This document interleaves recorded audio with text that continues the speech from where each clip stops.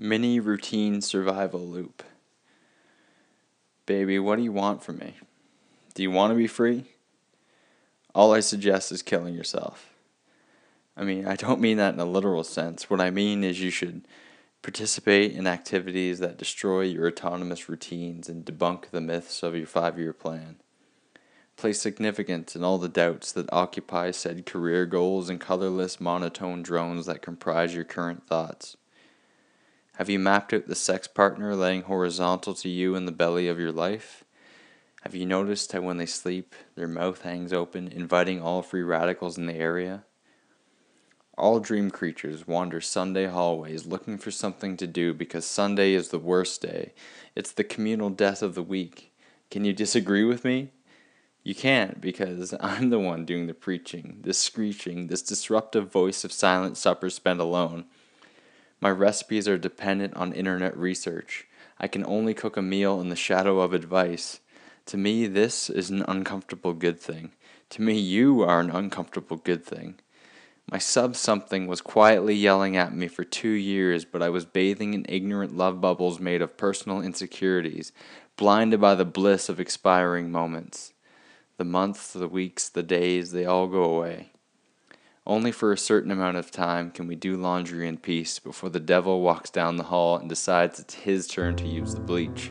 His time to write this chapter. His time to be the trough to the wave.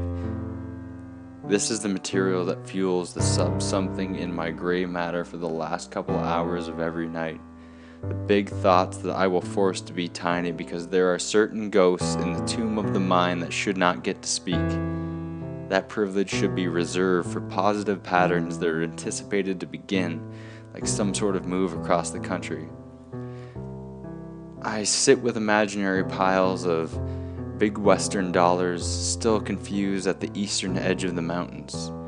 My toes are touching the prairies, looking back towards unterrible eternities we thought would never end or start, or whatever contradictory sarcasm you can supplement at the end of this sentence.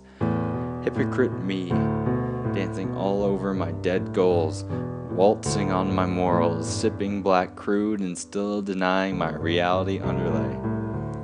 How many fuck yous must I issue in this argument I keep having with myself? How many people must I privately destroy before I realize that selflessness is the only way? Hiding behind fallen logs, piling up question marks, wearing old suits and poring over maps, it never seems to go anywhere. All the while, it's all going somewhere. Inside this fucking hamster wheel, inside the hamster wheel, mini routine survival loop.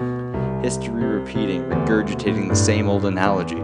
But once in a lunatic-driven Armstrong funeral, we escape the futile advertisements of the past and we feel that progress is being made. We can't help but be successful when our muffins start to rise. These are my own little thought buildings. They mean nothing to you, but to me they are the joists upon which my straw life is supported. Shivering Sunday confessions mean the most. The most meaningful Sundays are those where it doesn't feel like Sunday. In this way, we escape the impossible. The weekly death is not anticipated.